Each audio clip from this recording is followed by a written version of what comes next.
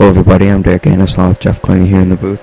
Coming back from our third break, where David Lee Bibson in the number 57 Cat Dodge continues to lead the Daytona 250. Kyle McCartnell hot on his tail along with Nick Cazzaro as we're catching up on some lapped vehicles here.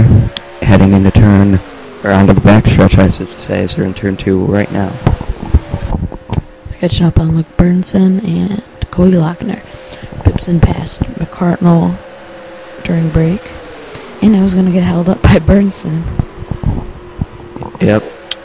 Burnson and Cody Lochner holding up the top line as we've seen most lap cars here today hold up the top line and guys try to scramble, and that's what actually was the cause for our last caution with Kinsen getting spun and all of that mess. Now, as you can see, Nick Cazzaro trying to find his way around, and so is Bibson, who is the leader, and look at him, he's going to fall all the way back, and he's going to give the lead up to Keith Davis.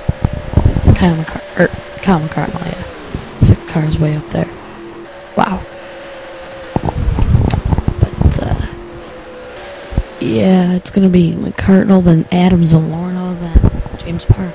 And they're catching up on even some more lap cars as McCartnell and Adam Zalorno and James Park all seem to find their way around Justin Pisani, and I don't know the other driver he was trying to get around the track with, but contact with Kyle McCartnell and Fred Jones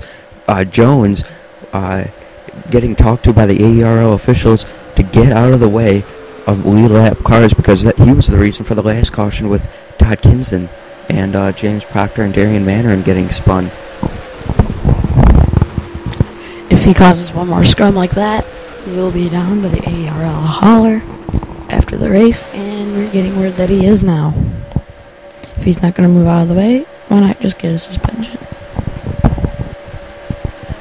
You know, Justin Pisani trying to...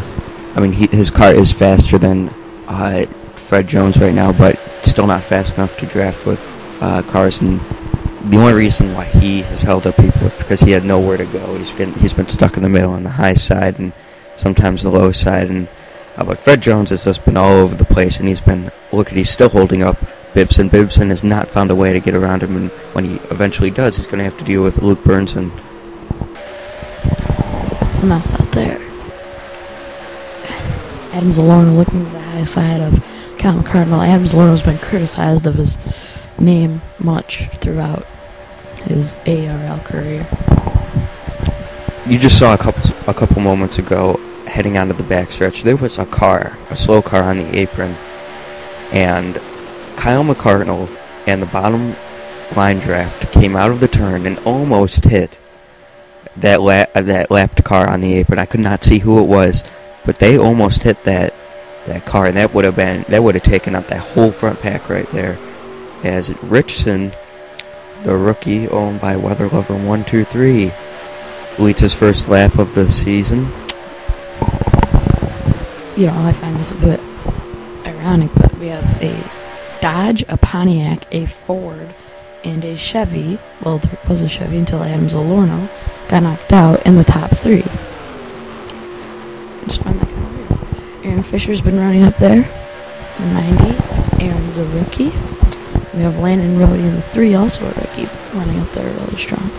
And you know, the thing I noticed about Aaron Fisher is Aaron Fisher has been running that middle groove this whole entire race, and Aaron has not switched that car, to the low line unless he has to, but really he prefers the middle line, and right now, as you can see, he's stuck on the low line drafting with Nick Cazzaro, James Park, and Kenny Gerald, but you'll notice that he'll end up going to the middle line, and that's where he'd said him in happy hour that his car likes to run, and he said that most of their fuel mileage is the best running that middle groove. Right now he's not running the middle groove because he has no one to draft with there, so why run there? We got one car in the middle groove, that is Jack Cronin in the 4. Kenny Gerald is going to lead this lap over James Park in the 65.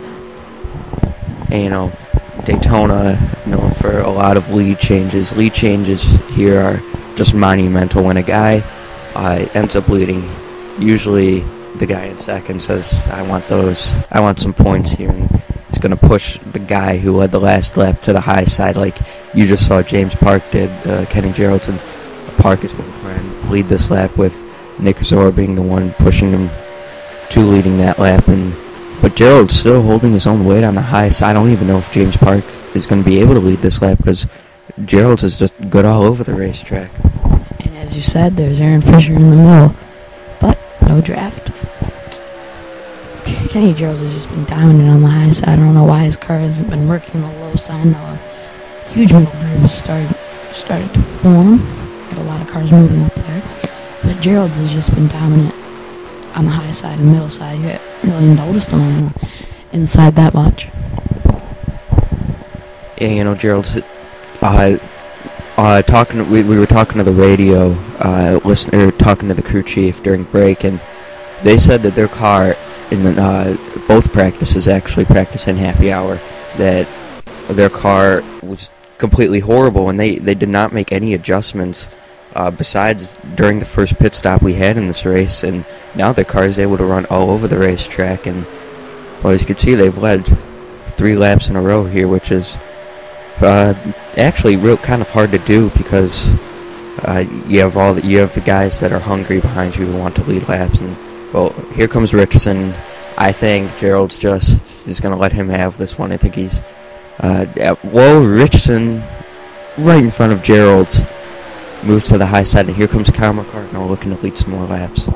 McCartnell's been the dominant car of the day, although he is not my pick to win. I've got Landon Rohde in the 3 to win it, and Kenny Gerald's in the 14. Those are my picks. What about you, Derek?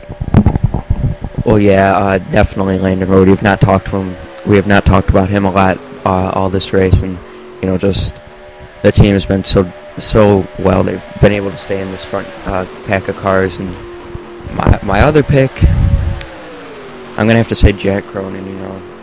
They've been in the back, they've been in the front, and right now you could see they're on the bottom line right now in this front pack, and they've been able to hang with the leaders. And I think he's got a very good shot to win this race. There's been one guy who's been running in this whole pack who hasn't led a lap today.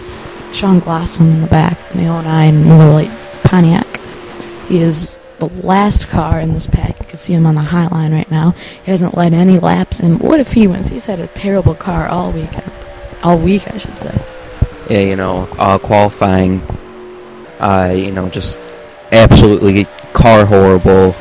Started in the back, and now moved up to the front. And if he wins this race, it is going to just prove to other drivers that they are in contention to win this championship this year, even though Jonathan Ringer was voted, and we've got a lap car of Fred Jones again, and he's going to hold up. Cars are going to try and split him, and he's holding up the middle line this time. McCartnell and Richer will jump out to a huge lead, and Jones should definitely get parked after this. This is just unexplainable by their team. I don't know what they are thinking right now or what Fred Jones is doing, but he's holding up the top line with Ringer, Cazorro. Zolano gets held up again. There's Glassam, Aaron Fisher, Kenny Gerald's. Gerald's was just up there, second, third, first position, and he's all the way back there to maybe about 10th. Remember, you can see the penalties on ampenergyracing.formego.com. Got a bet for the lead, the 7-time champ versus the rookie last year. Well, not last year, 2 years ago, I should say, in the Irwin Chevy, and we'll be back later. Stay tuned.